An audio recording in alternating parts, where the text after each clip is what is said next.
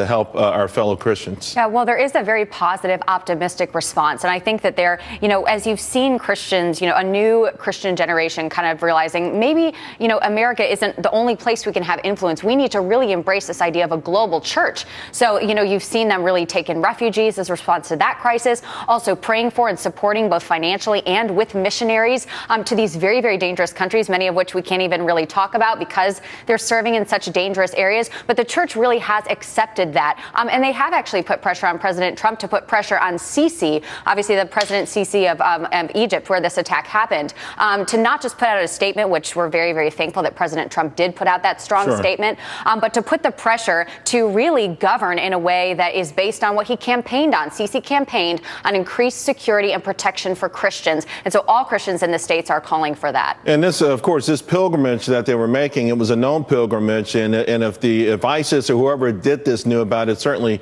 the Egyptian government knew about it as well. There were some bombs dropped later on in areas where they thought the perpetrators may have been hiding, but it feels like perhaps it was too little too late. Gina, there's been talk of safe zones being established in the Middle East, particularly in Syria. Do you think that could be part of the solution, or do we need to do more? That could be part of the solution, but we definitely need to do more, Charles. I mean, for all of the left's talk about refugees and how we should just open our borders and allow everyone in, why not, going to your point, Charles, why not allow the most persecuted religious group in the entire world a special refugee status, if you will? That could be another solution. And this is a great litmus test for the intellectually honest liberal who says they believe in the United States Constitution, but doesn't care about this group of people who could actually line up constitutionally with most American values and assimilate rather well. The problem is that most of these Coptic Christians will want to remain in their homeland, understandably, and we should help them to do that as well. Sure. Brigitte, what do you think beyond some other solutions here? Because it's horrific to read about this every day, and it's even, to Gina's point, even more heart-wrenching in the sense that it doesn't elicit the kind of sorrow and the kind of sympathy that we see for other religions. I don't get that.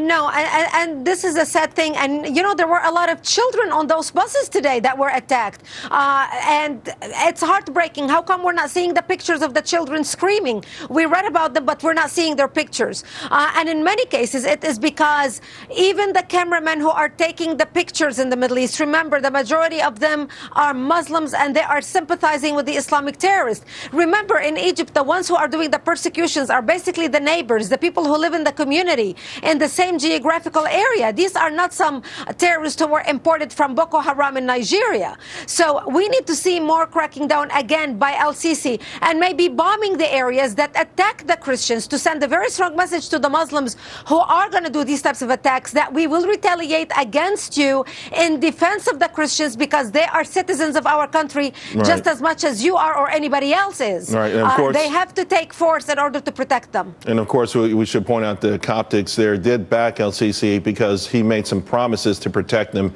Hopefully he'll step up to that because what we're seeing now is unmitigated carnage. Ladies, thank you all very much. Appreciate it.